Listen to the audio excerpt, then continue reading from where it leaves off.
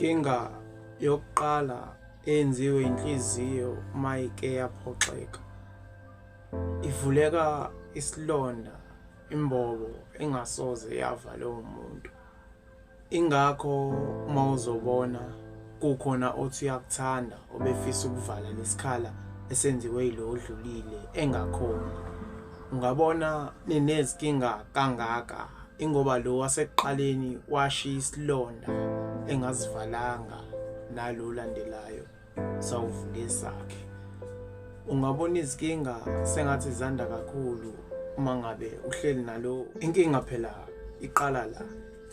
Thina siyafila uqonda ukuthi lo odlulile bekade enesilonda shile, so wena olandelayo soze wakwazi ukuzivala leso silonda.